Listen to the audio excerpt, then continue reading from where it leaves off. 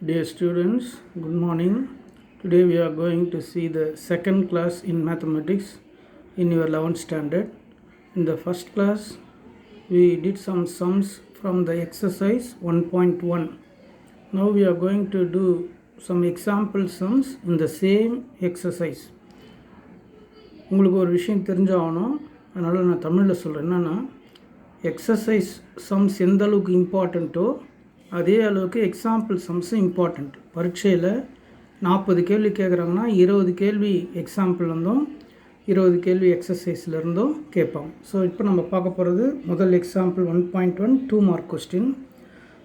Find the number of subsets of A if A equal to X, இப்படி 2 புள்ளி வச்சா such that X equal to 4n + 1, 2 less than or equal to n, less than or equal to 5, n belongs to, இந்த மாதிரி போட்டால் belongs to. Capital என்ன? Natural number. Natural நம்பர்லாம் 1லேருந்து start ஆகும். உங்களுக்கு சின்ன வயசில் படிச்சிருப்பீங்க, 1 2 3 4 அப்படி போயிட்டு இருக்கும். அதான் நேச்சுரல் நம்பர். ஸோ ஃபஸ்ட்டு நான் ஒவ்வொன்றா சொல்லிக் கொடுக்குறேன். 2 ஈக்குவல் டு இது பாரு, அப்போ 2ஐயும் எடுத்துக்கணும், 2ஐயும் எடுத்துக்கணும், 5ஐயும் எடுத்துக்கணும். அதாவது இங்கே நான் எழுதி காமிக்கிறேன் பாருங்கள், என்னென்ன வரும் இந்த செட்டில் அப்படின்னா, n = 2 வரும், n = 3 வரும், n = 4 வரும், n = 5. அவ்வளோதான் இந்த செட்டில் அலௌடு நம்பர். ஏன்னா இங்கே சொல்லியிருக்கிறோம் பாருங்கள், 2 முதல் 5 வரை 2ம் எடுத்துக்கணும், 5ம் எடுத்துக்கணும். ஏன்னா கீழே ஈக்குவல் டு இருக்குது பாரு, ஈக்குவல் டு இருந்தால் 2ம் எடுத்துக்கணும், இங்கே ஈக்குவல் டு இருந்தால் 5ம் எடுத்துக்கணும். இப்போது எக்ஸ் என்றால் என்னன்னு சொல்கிறான் பாருங்கள், 4n + 1, x equal to 4n plus 1. இப்போ nக்கு இங்கே என்ன போடணும்னா 2 போடணும். அப்போது 4 2s are 8, 8 plus 1 9. Good.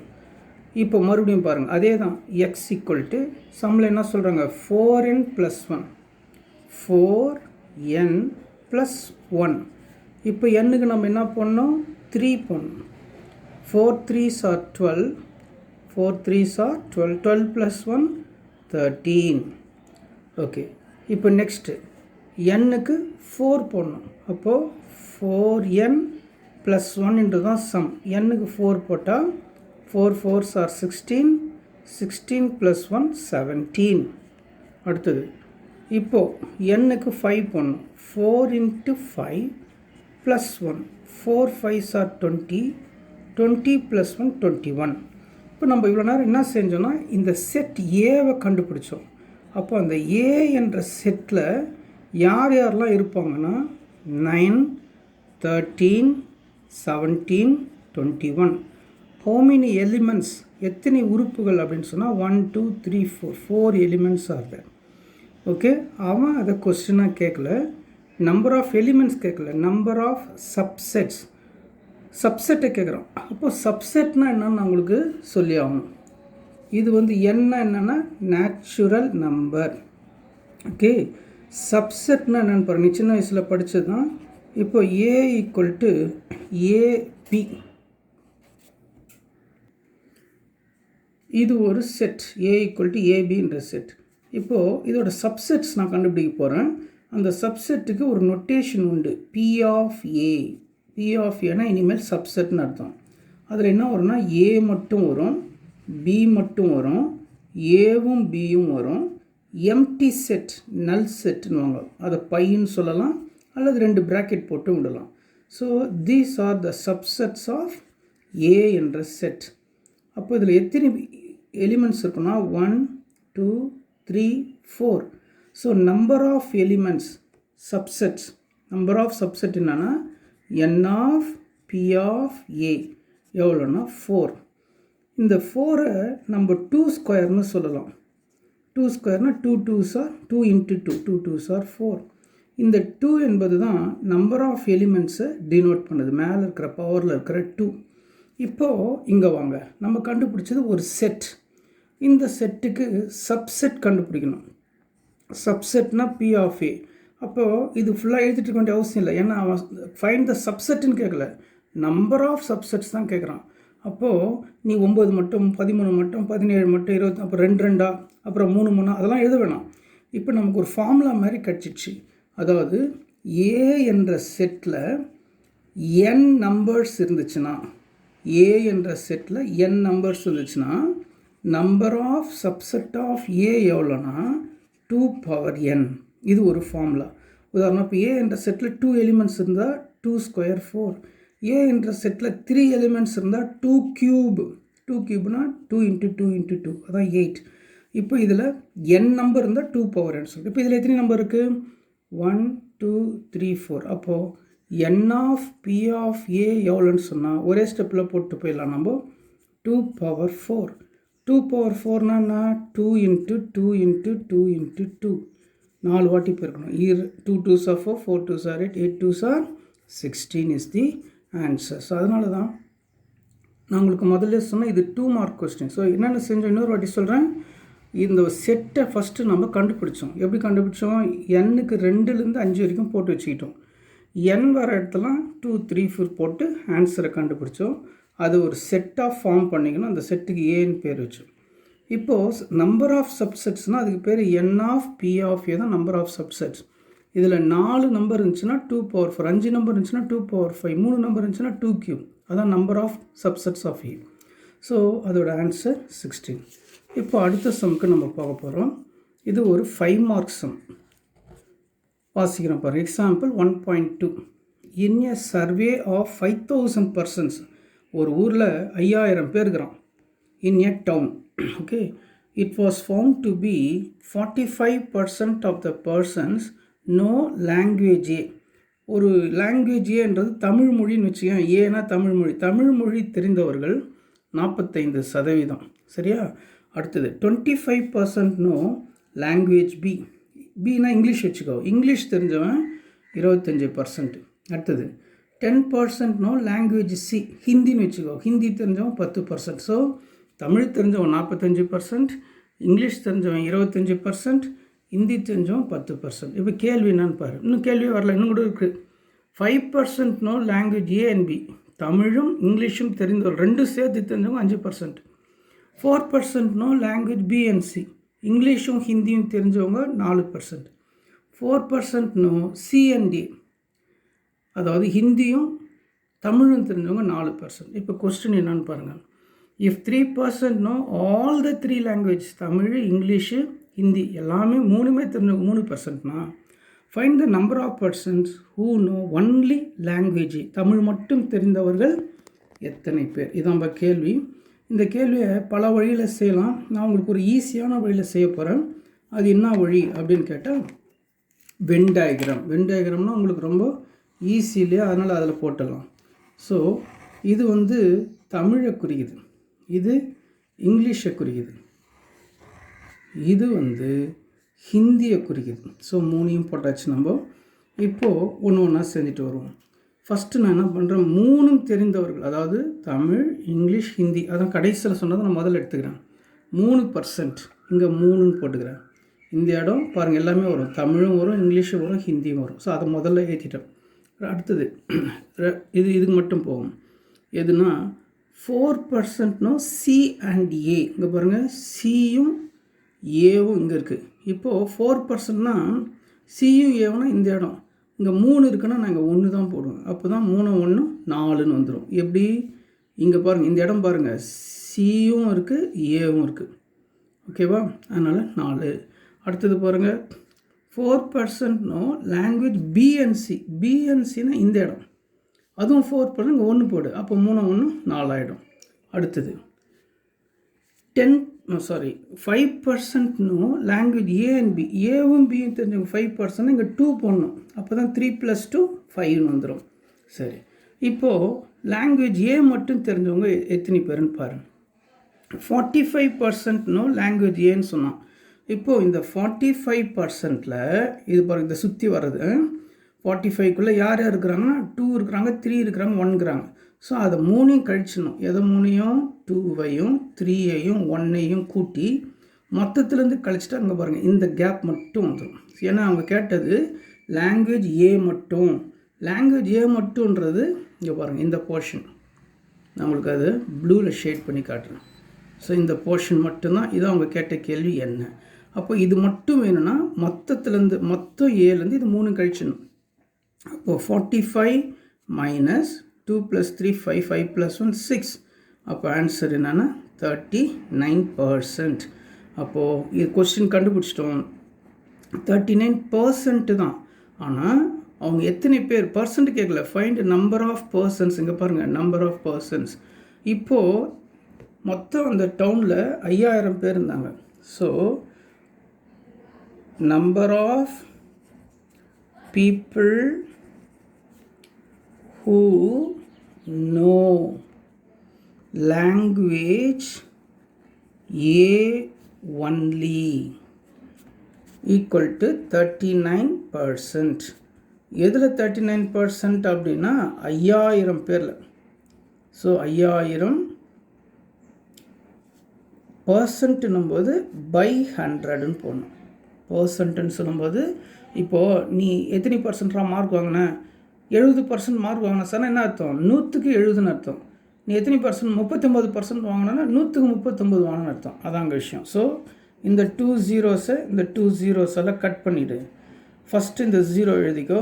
9 5s are 45, reminder 4, 3 5s are 15, 15 + 9 4 19.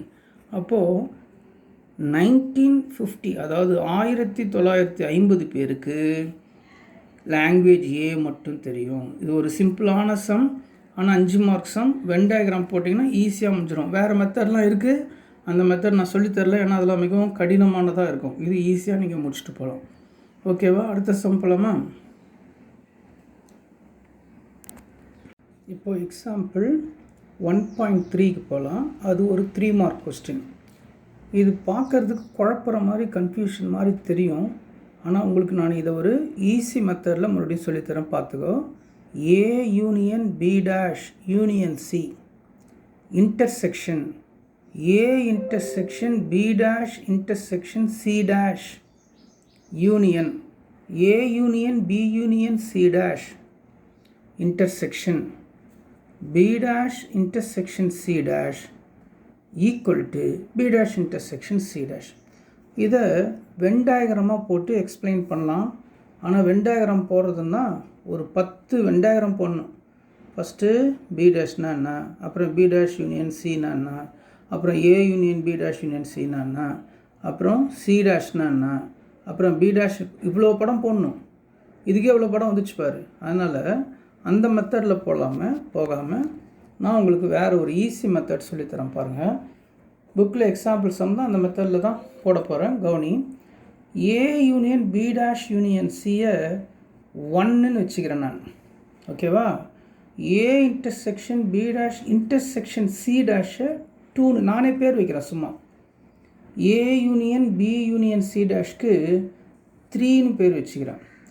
B dash intersection C டேஷ்க்கு 4ன்னு வச்சுக்கிறேங்க. பாருங்கள், இதே தான் இங்கேயும். அதனால் இப்போ 5ன்னு வைக்காத லூஸ் மாதிரி.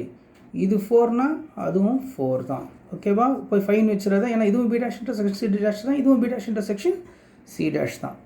இப்போது நான் உங்களுக்கு ஒரு விஷயம் சொல்கிறேன், உங்களுக்கு கேட்குறேனே, யோசித்து பாரு. யூனியன் இன்டர்செக்ஷன் எது சின்னது எது பெருசு? கொஞ்ச நேரம் யோசிச்சு பார்க்கலாம்.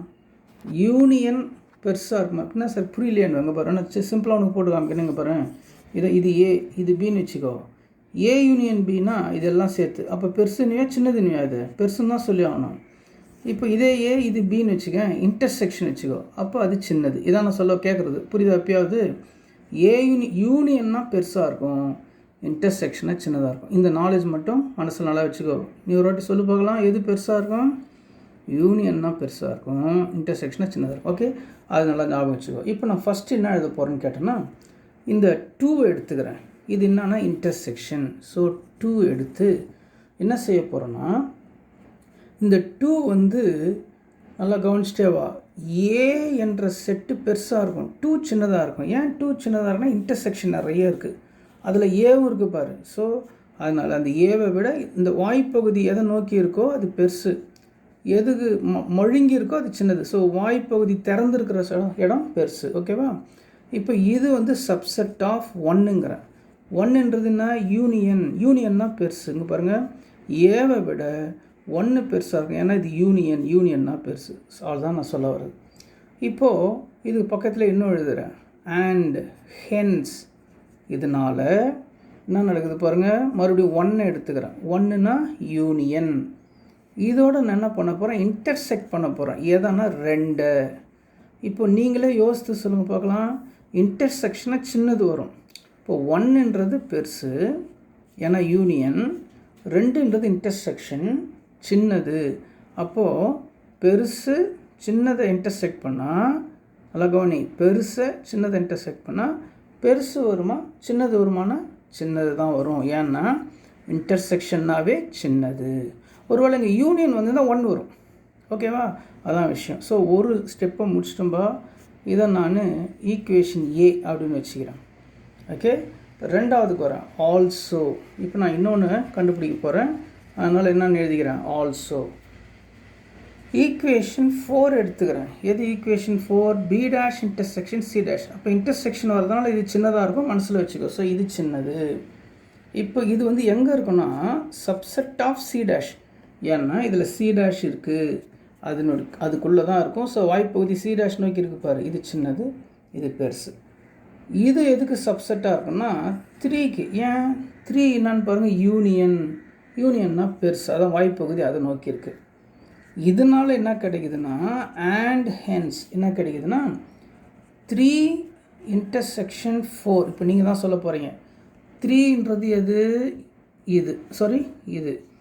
இது வந்து என்ன, யூனியனுக்கு இது பாருங்கள். அதனால் இது பெருசு.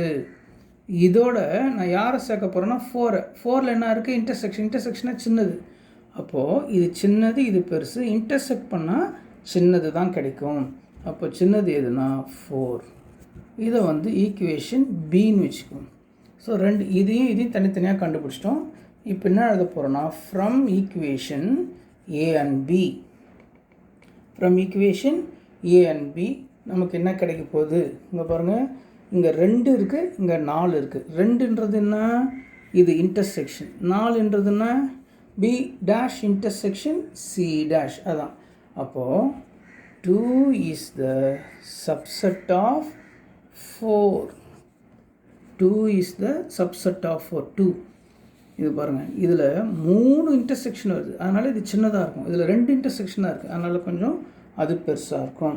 ஸோ இதனால் நமக்கு என்ன கிடைக்குது, தேர்ஃபோர் வி ஹேவ் அப்படின்னு எழுதி அந்த கொஸ்டினை பார்த்து அப்படியே எழுத வேண்டியது தான். என்ன question, A union B dash union C intersection A intersection B dash intersection C dash union A union B union C dash intersection B dash intersection C dash equal to B dash intersection C dash is the answer. சரியா?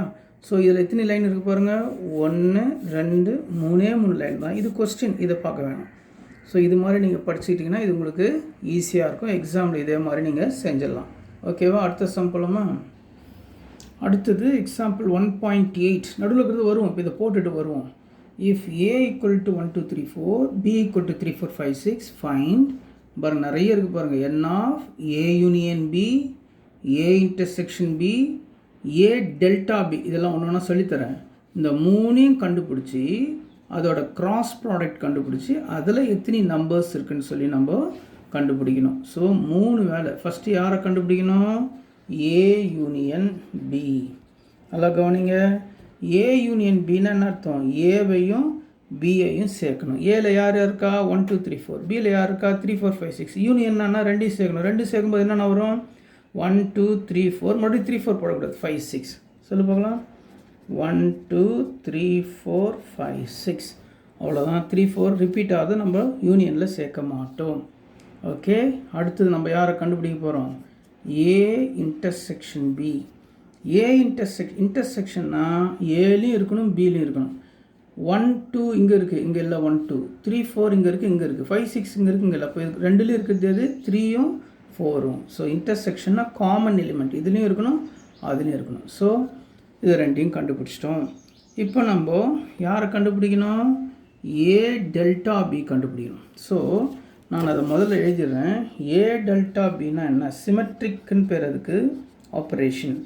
ஏ delta பின்னா A minus B union B minus A. இதான் வந்து A delta பிக்கு பேர்.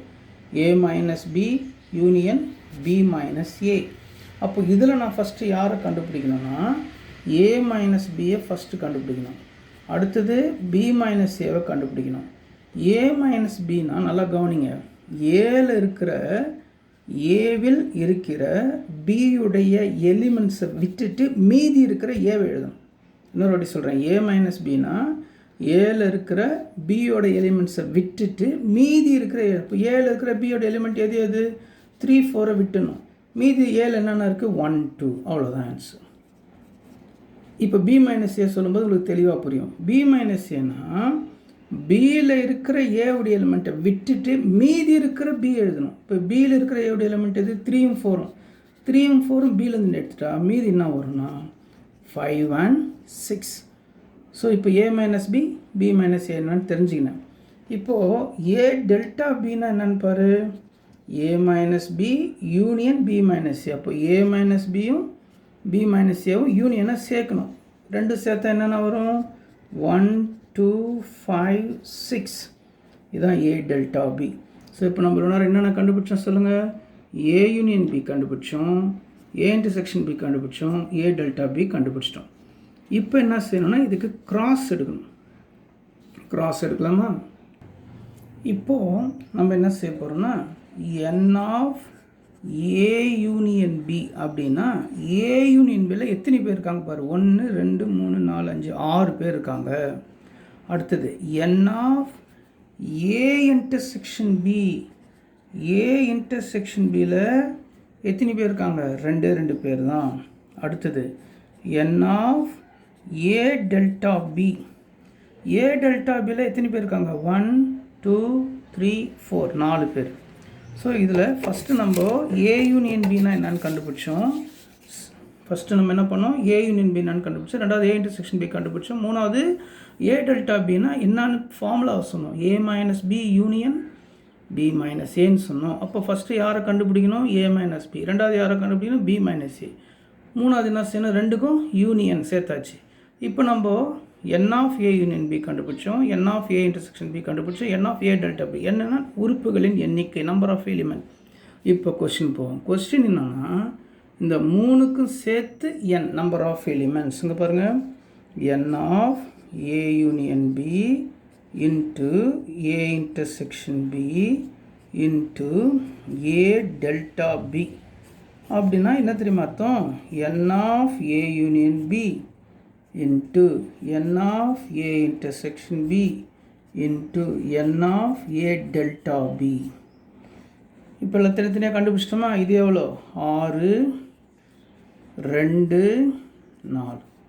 6 2 12, 12 4 40, 48 is the answer. ஓகேவா? அடுத்த கேள்வி பாருங்கள். எக்ஸாம்பிள் 1.9. இது ஒரு 2 மார்க் கொஸ்டின் தான். இது குழப்புற மாதிரி இருக்கும், ஆனால் குழம்பாது, ஈஸியாக இருக்கும் பாருங்கள். If P of A denotes the power set. Power செட்னா சப்செட், நல்லா தெரிஞ்சுங்க. பவர் செட்னா சப்செட். பி ஆஃப் ஏனா பவர் செட், பவர் செட்னா subset of A. Then find n of P of P of P of phi. புக்கில் பார்த்தீங்கன்னா நம்ம ஸ்டைலாக இப்படி கொடுத்துருப்பான் அந்த பிஏ. ஸோ நம்ம அதை சாதாரண பியாவே எழுதிட்டோம். புக்கில் இந்த மாதிரி கொடுத்துருப்பான்.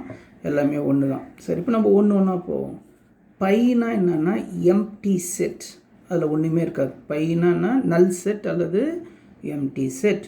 இப்போது பை போட்டு சொல்லிட்டு இப்போ பி ஆஃப் பை அப்படின்னு சொல்கிறேன். மறுபடியும் சொல்கிறேன், பினா பவர் செட், பவர் செட்னா சப்செட். அப்போது நான் கொஞ்ச நேரத்துக்கு முன்னாடி உங்களுக்கு நான் போட்டு காமிச்சேன்.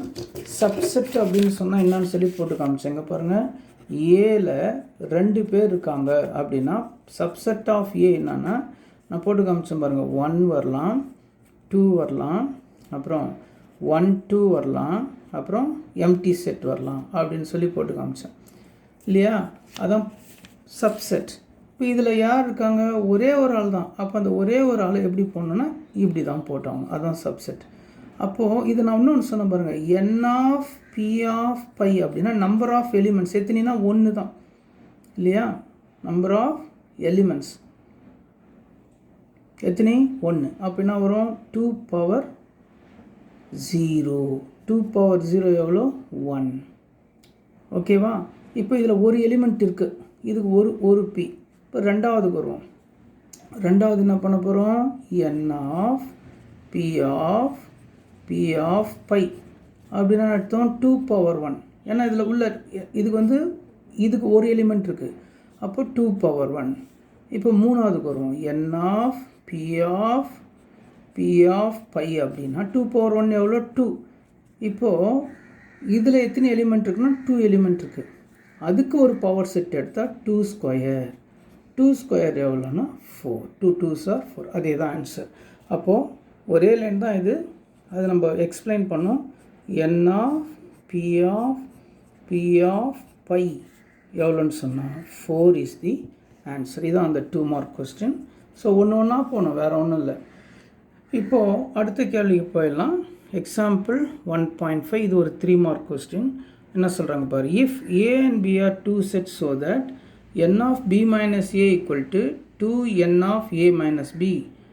இங்கே போடணும் பக்கத்தில், இங்கே கேப்னால இங்கே போட்டுக்கிறேன் நான். லைனை ஒரே லைனில் போகும். Equal to 4n of a intersection b. Question பாருங்கள். If n of a union b equal to 14, then find n of p of a. இது ஒரு 3 மார்க் கொஸ்டின் போடலாம்.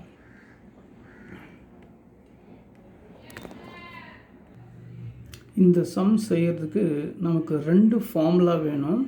அந்த 2 ஃபார்முலாவை நான் சொல்லித்தரேன். அதுக்கு முன்பதாக நம்ம ஒன்று அசியூம் பண்ணிக்குவோம். என்ன அசியூம் பண்ணிக்கோன்னா, இங்கே n of a intersection b இருக்கு இல்லையா? 4 இல்லை, வெறும் n ஆஃப் a இன்டர்செக்ஷன் பிக்கு பேர் நான் கேன்னு வச்சுக்கிறேன். அதாவது புட் நானே எடுத்துக்கிறேன்.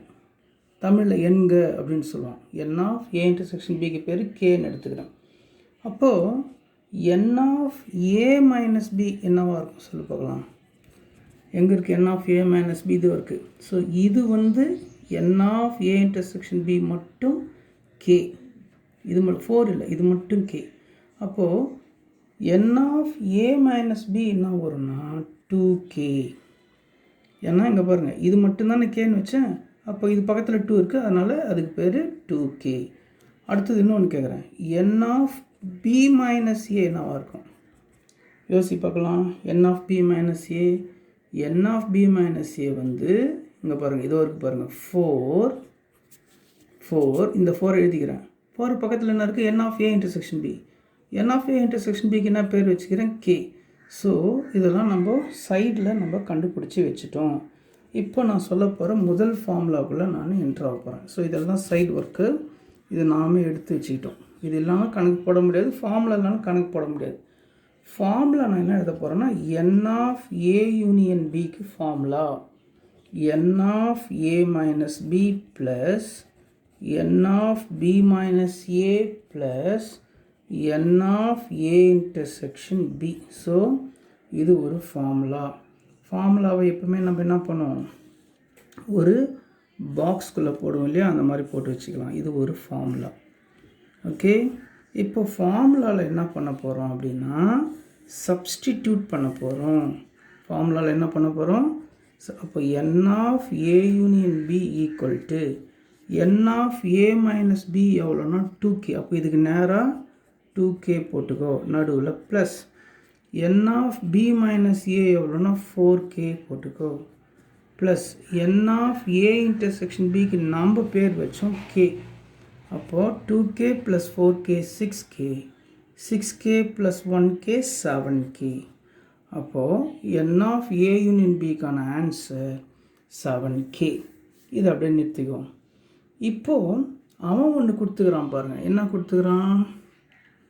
இதோ கொடுத்துக்கிறான் பாருங்கள். n of a union b equal to 14. அது கொடுக்கப்பட்டது, அதனால் கிவன் எழுதிக்கோ. It is given. What is given? n of a union b equal to 14. நம்ம கண்டுபிடிச்சது n of a union b 7kன்னு கண்டுபிடிச்சோம். அவங்க கொடுத்தது 14. ஸோ நம்ம கண்டுபிடிச்சது 7k, அவங்க கொடுத்தது 14. அப்போ n of a யூனியன் பிக்கு இங்கே 7k போட்டுக்கோ ஈக்குவல் டு 14. அப்போ k equal to 7 14 already 2 7s are 14.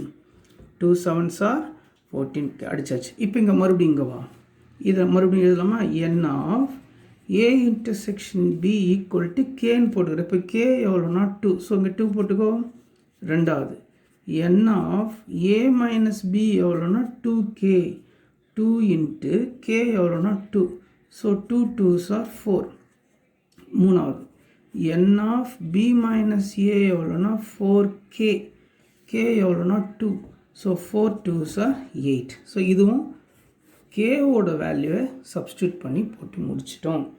இப்போ நான் சொன்ன ரெண்டாவது ஃபார்முலாவுக்கு போக போகிறோம். ரெண்டாவது ஃபார்முலா என்னன்னு கேட்டால், என் இது தெரியலனா கணக்கே போட முடியாது. இப்போ 5 மார்க் கொஸ்டின் இது. n of a equal to n of a minus b plus n of a intersection b. So இது ஃபார்முலான்றதுனால இதையும் ஒரு பாக்ஸ்குள்ளே போட்டுக்கோ. ஓகே, சரி. இப்போது n of a equal to n of a minus b. n of a minus b எவ்வளோனா 4. நடுவில் இருக்கிற ப்ளஸ்ஸை இங்கே போட்டிருக்கேன். n of a intersection b எவ்வளோனா 2. இப்போ 4 + 2 எவ்வளோனா 6. So n of a number of elements in a equal to 6. அதாவது a என்ற ஒரு செட்டில் 1 2 3 4 5 6 எலிமெண்ட்ஸ் இருக்குன்னு அர்த்தம். இப்போ கொஸ்டினுக்கு வருவோம். Find n of p of a. pனா பவர் செட், பவர் செட்னா சப்செட். அப்போது n of p of a கண்டுபிடிக்கணும்னா நான் கொஞ்ச நேரத்துக்கு முன்னாடி ஃபார்முலா சொன்னேன். ஏல ஒரே ஒன்று இருந்துச்சுன்னா n of a, இப்போ ஏன்னு வச்சு இப்படி வச்சுக்கோ, இதில் ஒரு உறுப்பு இருக்குது. n of p of a 2 power 1, that is 2. ஓகேவா? இப்போ ஏல 2 பேர் இருக்காங்க, ஏவும் பி இருக்காங்கன்னு வச்சுக்கோ. அப்போ n of a ஏல இருக்கிற ஆளுங்க எத்தனை பேர்னா 2 பேர். இப்போ n of p of a power set, subset எவ்வளோனா 2 ஸ்கொயர். என்ன 2 ஸ்கொயர், 2 ஸ்கொயர் எவ்வளோனா 4. இதேமாதிரி சொல்லினே போகலாம். 3 பேர்னா 2 கியூப், 4 பேர்னா 2. அப்போ இங்கே 6 பேர்னா 2 power 6. 2 power 6னா எத்தனை வாட்டி மல்டிப்ளை பண்ணோம்? 6 டைம்ஸ் மல்டிப்ளை பண்ணோம். 2 2s are 4, 4 2s are 8 2s are 16, 32 64. இது நம்ம ஆன்சர். ஓகேவா? ஸோ இது கொஞ்சம் கேர்ஃபுல்லாக செய்யறது. ஒன்று ஒன்றா போட்டுனே வரணும். ஃபஸ்ட்டு கேன்னு பேர் வைக்கணும், அதில் n of a minus b கண்டுபிடிக்கணும், அதில் n of b minus a கண்டுபிடிக்கணும், அதை கொண்டு வந்து ஃபார்முலாவில் போடணும். போட்டுட்டு அப்புறம் அவன் கொடுத்ததை எழுதணும், அதுலேருந்து கே கண்டுபிடிக்கணும், கே கண்டுபிடிச்சதை கொண்டு வந்து இதில் சப்ஸ்டியூட் பண்ணணும். மறுபடியும் இன்னொரு ஃபார்முலா n of a எழுதணும், அதில் சப்ஸ்டியூட் பண்ணி n of p of a கண்டுபிடிக்கணும். அவ்வளோதான்பா. எக்ஸாம்பிள் 1.6 பார்க்கலாம். இதை ஒரு 3 மார்க்காக கேட்கலாம். ஓகேவா? 2 sets have m and k elements. 2 sets have m and k elements. அது அப்புறம் நான் ஒன்று ஒன்றா சொல்கிறேங்க பாருங்கள். ஒரு செட்டுக்கு பேர் ஏன்னு வச்சுக்கோ. அப்போ நம்பர் ஆஃப் எலிமெண்ட்ஸ் இன் ஏ எவ்வளோனா எம்னு பேர் வச்சுக்கோ. 2 செட் சொன்னான். இன்னொரு செட்டுக்கு பேர் பின்னு வச்சுக்கோ. அதில் என்னன்னு சொல்கிறான்? K elements. இதில் ஒரு 10, இதில் ஒரு 20 இருக்குது அப்படின்னு நினச்சிக்கேன். ஸோ அது ஃபஸ்ட் லைனை நான் எழுதிட்டேன். இன்னொரு ஃபஸ்ட் லைன் 2 செட்ஸ் எது எது A B have m and k element. இதில் 10 எலிமெண்ட், இதில் 20 எலிமெண்ட். சும்மா பேருக்கு சொன்னான், அதில் எம் அதில் கேன்னு அவன் வச்சுக்க சொன்னான். If the total number of subset, total number of set இல்லை subset of the first set is 112 more than the second set. அப்போ first set second set விட more அப்படின்றான். அப்போ A contains more element, ELTன்னு போடுவோம் இனிமேல் எலிமெண்ட். எதை விட? than B, Bயை விட ஏல அதிகமாக இருக்குன்னா அப்போ A அதிகம்னா m is greater than k. m is greater than k. ஏன்னா அவன் சொல்லியிருக்கிறான், என்ன சொல்லிக்கிறான்? சப்செட் நிறைய இருக்குது, எவ்வளோ 112 இருக்குன்றான். Find the value of m and k. சரி, இப்போது இது ரெண்டு என்னன்னா ஏல இருக்கக்கூடிய நம்பர், இது பியில் இருக்கிற நம்பர். நான் உங்களுக்கு சொன்ன சப்செட்டை வந்து சொல்லியிருக்கிறான். சப்செட் எத்தனை இருக்கும்? இதில் 2 power m இருக்கும், இதில் 2 பவர் k இருக்கும். A என்ற செட்டுக்கு A என்ற செட்டில் number of element m, B என்ற செட்டில் நம்பர் ஆஃப் எலிமெண்ட் k. இப்போ நான் எதை பற்றி பேசினுக்கிறேன்? சப்செட். அப்போ A என்ற செட்டில் 2 பவர் m இருக்கும், B என்ற செட்டில் 2 பவர் k. இதை விட இது பெருசு, A பெருசு, B சின்னது. அப்போ பெருசுலேருந்து சின்னதை கழிச்சா அவன் எவ்வளோ வருன்றான்னா 112 அதிகம்ன்றான். நான் சொல்லலை, கொஸ்டினில் இருக்குது 112 அதிகமாக இருக்குது ஏல அப்படின்றான். இப்போது இது ரெண்டுலேயும் காமன் அப்படின்னா சின்னதை எடுப்பே பெருசு எடுப்பே. இப்போ இங்கே 8 இருக்குதுன்னு வச்சுக்கேன், இங்கே 2 இருக்குன்னா 2 வெளியே எடுப்பேன், 8 வெளியே எடுப்பியா? 2 தானே எடுப்பேன். கரெக்டு. அதே மாதிரி இப்போது 2 பவர் k தான் சின்னது, ஏன்னா இது பெருசுன்றதுனால யாரை வெளியே எடுத்துரு? 2 பவர் kவை வெளியே எடுத்துட்டேன். இதை ஃபுல்லாக எடுத்ததுனால அங்கே என்ன இருக்குன்னா 1 தான் இருக்கணும். அப்போ 1 × 2 பவர் k 2 பவர் k. இங்கே வாங்க, இப்போ எம்மில் இருந்து கேவை எடுத்ததுனால m - kன்னு போடணும். ஏன்னா காமனாக எடுக்கும்போது இங்கேயும் எடுக்கணும், இங்கேயும் எடுக்கணும். இங்கே காமனாக எடுத்ததுனால 1 போட்ட, இங்கே காமன் இல்லை ஆனாலும் நீ எடுத்துட்ட, அதனால் எதுலேருந்து எதை கழிச்சிடணும்? எம்லேருந்து கேவை கழிச்சிடணும். ஓகேவா? இப்போது 112 நான் டிவைட் பண்ண போகிறேன். 112 டிவைட் பண்ண போகிறேன். 112 எதை வச்சு டிவைட் பண்ணணும்னா 2வை வச்சு. ஏன் சார் 2 வச்சுன்னா நம்ம 2ஓட மல்டிப்ளாக தான் பார்க்குறோம். ஸோ 2 எடு, 5 2s are 10, reminder 1 12, 6 2s are 12, மறுபடியும் 2 2 2s are 4, reminder 1 16, 8 2s are 16, மறுபடியும் 2 14 2s are 24, 7 2s are 14. அப்போ என்ன வருது? 112 எத்தனை 2s இருக்கு பாரு? 1 2 3 4, 4 2 இருக்குது, ஒரு 7 இருக்குது. அப்போ இது எப்படி எழுதலாம் அப்படின்னு கேட்டால் 112 4 2 இருக்குது, ஒரு 7 இருக்குது. இது அப்படியே கம்பேர் பண்ணி பாருங்கள். 2 பவர் k 2 பவர் 4. உடனே நான் சொல்லிடலாம் k = 4. கேவை கண்டுபிடிச்சிட்டேன். கொஸ்டின் பாருங்கள், find the value of m and k. கேவை கண்டுபிடிச்சிட்டேன், 2 பவர் k, இங்கே 2 பவர் 4. சரி, இது முடிஞ்சிச்சு. இப்போ அடுத்தது பாருங்கள், 2 பவர் m - k -1 தான் எதுனா 7. ஃபஸ்ட் நம்பரோட ஈக்குவேட் பண்ணிக்கணும்டா. ஸோ இங்கே 2, இங்கே 2, k இங்கே 4, ஸோ கேக்கு 4. அப்போ செகண்ட் நம்பர் ஃபுல்லாக 2 பவர் m - k -1 = 7. இதில் எனக்கு என்ன தெரியும்னா k தெரியும். k எவ்வளோன்னு சொன்னால் 4. இப்போ கொஸ்டின் என்னன்னா m என்னவாக இருக்கும்? m என்னவாக இருக்கும்? அந்த m போட்டால் அதுலேருந்து 1 கழிச்சா 7 வரும். இப்போது m வந்து 4 விட பெரிய நம்பர் 5ன்னு வச்சுக்கேன். 5ல் 4 கழிச்சா 1. 2 பவர் 1ல் 1 போச்சுன்னா 1 தான் வரும். ஸோ 5 கிடையாது, 6 எடுத்துக்கோ. 6 - 4னா 2 ஸ்கொயர், 4ல் 1 கழிச்சா 3 தான் வரும். 7 எடுத்துக்கோ. 7ல் 4 கழிச்சா 3. கரெக்டு. அப்போ m எவ்வளோனா 7. எப்படி சார் சொன்னேன்னு கேட்குறேன். இன்னொரு வாட்டி சொல்லிட்டா? 7ல் 4 கழிச்சா 3 இல்லையா? 7ல் 4 கழிச்சா 3. 2 கியூப் எவ்வளோனா 8. 8 - 1 எவ்வளோனா 7. ஸோ கேவோட வேல்யூ கேட்டான். கேவோட வேல்யூ 4, எம்மோட வேல்யூ 7. ஓகேவா? இந்த சம்மு முடிஞ்சிச்சு.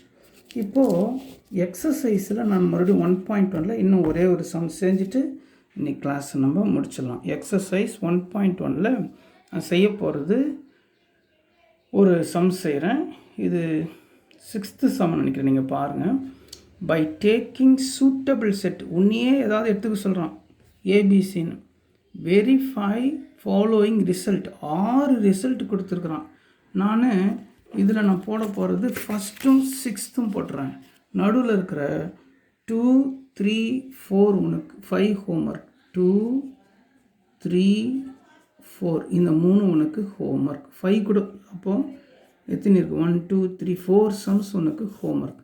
நான் இந்த 2 போடுறேன். நம்மளே எடுத்துக்க சொல்கிறோம்பா, எப்படியாவது ஏபிசி உனக்கு சூட்டபுளாக எடுத்துக்கொண்டான். உன் வசதிக்கு ஏற்ப எடுத்துக்கோ. இப்போ என் வசதிக்கு நான் எப்படி எடுக்கிறேன்னு பாருங்கள். ஏவுக்கு பேர் சும்மா கொஞ்சமாக எடுத்துக்கோ, 1 2 3. பிக்கு பேர் ஒரு 2 3 அப்படி எடுத்துக்கோ, சின்ன நம்பராகவே எடுத்துக்குவோம். சி = மறுபடியும் 1 2ன்னு எடுத்துக்கோ. இங்கே பாருங்கள் 1 2 3 4 எடுத்துட்டிங்க, 4 5 எடுத்துட்டிங்க, 6 7 எடுத்துகிட்டா உனக்கு ஆன்சரே வராது. ஏன்னா இன்டர்செக்ஷன் கிராஸு மைனஸ்லாம் எடுக்கும்போது எல்லாம் எம்டி செட்டாக வந்துடும், காமனாக எதுவுமே இருக்காது. பொதுவானது தானே இன்டர்செக்ஷன், அப்போ பொதுவாக இருக்கிற மாதிரி தான் எடுக்கணும், இல்லைனா ஆன்சரும் இதாகிடும், அப்புறம் மார்க்கும் 0 ஆகிடும். அதனால் இப்போ ஒவ்வொன்றா செய்வோம். ஃபஸ்ட்டு லெஃப்ட் ஹேண்ட் சைடு அப்படின்னு எழுதிக்கோ. ஃபஸ்ட்டு என்னென்னு எழுதிக்கோ, left hand side. Left hand சைடில் என்ன இருக்குது, A cross B intersection C. நல்லா ஒன்று விஷயம் தெரிஞ்சுக்கோ. முதலாவது மேத்ஸில் ப்ராக்கெட்குள்ளே இருக்கிறது தான் கண்டுபிடிக்கணும். ஃபஸ்ட்டு ப்ராக்கெட்குள்ளே தான் கண்டுபிடிக்கணும் மேத்ஸில். ப்ராக்கெட்குள்ளே என்ன இருக்குன்னா பி இன்டர்செக்ஷன் சி, அதை கண்டுபிடிச்சிருவோமா. பி இன்டர்செக்ஷன் சினா பிலையும் இருக்கணும் சிலையும் இருக்கணும். பிலையும் சிலையும் என்ன இருக்குன்னா 2 மட்டும்தான் இருக்குது. ஸோ 2 போட்டுக்கோ. ஏன்னா இங்கே 3 இருக்குது, இங்கே 3 இல்லை, இங்கே 1 இருக்குது, இங்கே 1 இல்லை. ஸோ இப்போ சிம்பிளாக போட்டுக்கோ, அதான் நல்லது உனக்கு. இப்போ நம்ம என்ன எடுக்கணும், A cross B intersection C அப்படின்னா ஏல என்னென்ன இருக்குது, 1 2 3 இருக்குது, கிராஸ் பி இன்டர்செக்ஷன் சியில் 2 மட்டும் இருக்குது. இப்போ கிராஸ்னால் என்னன்னு சொல்லித்தரேன் பாருங்கள். கிராஸ்னால் ஃபஸ்ட்டு 1, 2, அடுத்தது 2, 2, அடுத்தது 3, 2. இதுக்கு தான் பேர் கிராஸ். ஸோ லெஃப்ட் ஹேண்ட் சைடை கண்டுபிடித்து முடித்து விட்டோம். இப்போ நம்ம ரைட் ஹேண்ட் சைடுக்கு வர போகிறோம். ரைட் ஹேண்ட் சைடில் என்ன இருக்குது, ஏ கிராஸ் பி. ஏல என்னென்ன இருக்குது, 1 2 3 கிராஸ் பியில் என்னென்ன இருக்குது, 2ம் 3ம். இப்போ ஏ கிராஸ் பி எப்படி கண்டுபிடிக்கணும் பாருங்கள். ஃபஸ்ட்டு 1, 2, அதே 1 வச்சுக்கணும், 1, 3. இப்போ 2 வச்சுக்கணும், 2, 2. அடுத்தது அதே 2 வச்சுட்டு 2, 3. இப்போ எதை எடுக்கணும், 3 எடுக்கணும். அப்போ என்ன எழுதுவே, 3, 2, 3, 3, 3, 2, 3, 3. அவ்வளோதான். ஒரு ப்ராக்கெட் போட்டுக்கோ. யார் கண்டுபிடிச்சி முடிச்சிட்ட, ரைட் ஹேண்ட் சைடில் இருக்கிற, ரைட் ஹேண்ட் சைடு எழுதவே இல்லையா, சரி எழுதிக்கும். ரைட் ஹேண்ட் சைடில் என்ன இருக்குது, A cross B intersection A cross C. அதில் ஏ கிராஸ் பி கண்டுபிடிச்சிட்டா. இப்போ யாரை கண்டுபிடிக்கணும், ஏ கிராஸ் சி. ஏல என்னென்ன இருக்குது, 1 2 3 கிராஸ் சியில் என்னென்ன இருக்குது, 1 2. இங்கே போட்ட மாதிரி போடலாமா, நம்புக்குறி போடாமல் எழுதுகிறேன். ஃபஸ்ட்டு 1 1 1 2, அடுத்தது 2 1 2 2, அடுத்தது 3 1 3 2, 3 1 3 2. அவ்வளோதான். ஒரு ப்ராக்கெட் போட்டு மூடிடு. இப்போ என்ன செய்யணும்னா ரெண்டுக்கும் இன்டர்செக்ஷன்னா காமன். எதுக்கும் A cross B intersection A cross C. காமனாக என்னென்ன இருக்குதுன்னு பார்க்கலாமா. காமனாக என்னென்ன இருக்குது சொல்லி பார்க்கலாம். இங்கே 1, 2 இருக்குது, இங்கேயும் 1, 2 இருக்குது, அதை அண்டர்லைன் பண்ணிக்கோ. இங்கே 1, 3 இருக்குது, இங்கே 1, 3யில் விட்டுடு. 2, 2 இருக்குது, இங்கேயும் 2, 2 இருக்குது, அண்டர்லைன் பண்ணிக்கோ. இங்கே 2 3 இருக்குது, இங்கே 2 3 இல்லை.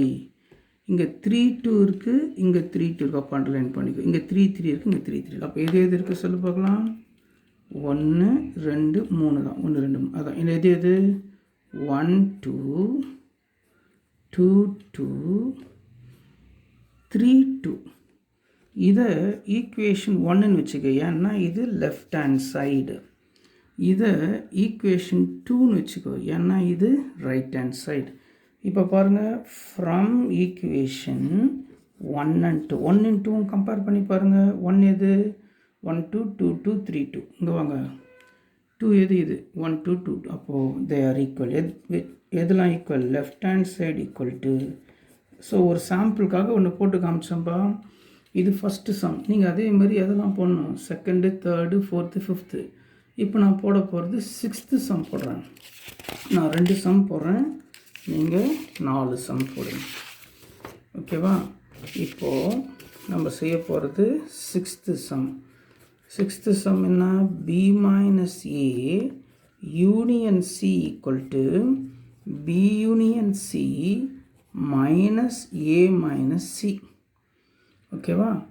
இப்போது இந்த கணக்கு நம்ம செய்யலாமா? ஏவுக்கு நம்ம என்னன்னு எடுத்தோம்? 1 2 3ன்னு எடுத்தோம். பிக்கு என்னன்னு எடுத்தோம்? 2 3ன்னு எடுத்தோம். சிக்கு என்னன்னு எடுத்தோம்? 1 2ன்னு எடுத்தாச்சு. இப்போ லெஃப்ட் ஹேண்ட் சைடில் என்ன இருக்குது? B minus A union C. B minus A union C. அப்போ நம்ம ப்ராக்கெட்குள்ளே இருக்கிறத ஃபஸ்ட்டு கண்டுபிடிக்கணும். ப்ராக்கெட்குள்ளே என்ன இருக்குன்னா பி மைனஸ் ஏ. பியை எழுதிக்கோ. பியில் என்ன இருக்குது? 2 3 மைனஸ் ஏல என்ன இருக்குது? 1 2 3. நல்லா கேர்ஃபுல்லாக கவனி.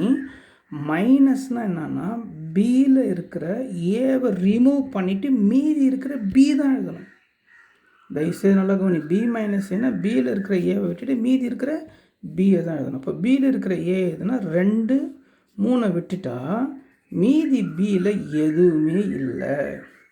நீ லூஸ் மாதிரி ஒன்றுக்குதுன்னா நான் அதான் சொல்கிறேன். பியில் இருக்கிற ஏ விட்டுட்டு மீதி இருக்கிற பியில் இருக்கிற ஏ எதுனா 2 3 விட்டாச்சு. மீதி இருக்கிற பியை தான் எழுதணும். பி ஒன்றுமே இல்லை, எம்டி செட். புரிஞ்சிட்ருக்குன்னு நினைக்கிறேன். இப்போ நம்ம என்ன செய்யணும்னா பி மைனஸ் ஏவோட யூனியன் சினா சியை சேர்க்கணும். பி மைனஸ் ஏ எதுனா எம்டி செட் யூனியன் சி எதுன்னு சொன்னால் 1 2. அப்போது இது ரெண்டையும் சேர்த்தா எது வரும்? 1 2 தான் வரும். இன்டர்செக்ஷனாக எம்டி செட். இன்டர்செக்ஷனாக பொதுவானது எதுவும் இல்லை, அதனால் எம்டின்னு வரும். இப்போ இது ரெண்டையும் சேர்க்கணும். யூனியன்னா சேர்ப்பு சேர்த்தா என்ன வரும்? இதையும் சேர்த்தா 1 2 வந்துடும். இதை ஈக்குவேஷன் 1 வச்சுக்கோ. ஆன்சர் அப்படின்னா நம்ம யாரை கண்டுபிடிச்சிட்டோம்? லெஃப்ட் ஹேண்ட் சைடை கண்டுபிடிச்சிட்டோம். இப்போ நம்ம ரைட் ஹேண்ட் சைடுக்கு போவோம். ஆர்ஹெச்எஸ்ன்னு எழுதிக்கோ. பி யூனியன் சி மைனஸ் ஏ மைனஸ் சி. அப்போ ஃபஸ்ட்டு ப்ராக்கெட்குள்ளே இருக்கிறத கண்டுபிடி. பி யூனியன் சினா பியையும் சியையும் சேர்க்கணும். பின்னா 2 3, சின்னா 1 2. ரெண்டையும் சேர்க்கணும். காமன் இல்லை, சேர்க்கணும். சேர்த்தா 1 2 3. 2 ரிப்பீட் ஆகுது. 2 வாட்டி எழுதக்கூடாது, ஒரே வாட்டி தான் எழுதணும். அடுத்தது ஏ மைனஸ் சினா ஏ 1 2 3, சினா 1 2, மைனஸ்னால் ஏல இருக்கிற சியை நீக்கிட்டு மீதி இருக்கிற ஏ எழுதணும். ஏழு இருக்கிற சி எதுனா 1 2 நீக்காச்சுன்னா மீதி ஏல 3 இருக்குது. இப்போ என்ன செய்யணும்னா 2க்கும் மைனஸ் எடுக்கணும். எதுக்கு?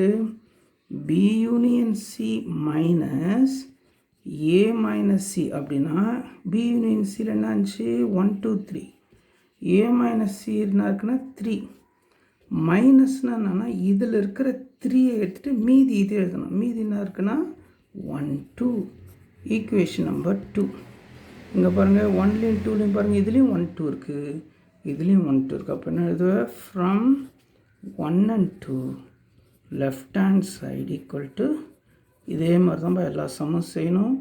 ஹோம்ஒர்க் நோட்டு நான் திரும்ப சொல்கிறேன். நிறைய பேர் லூஸ் மாதிரி ஃபோன் பண்ணி கேட்டுனுக்கிறேன். சின்ன நோட்டு தான் போடணும்.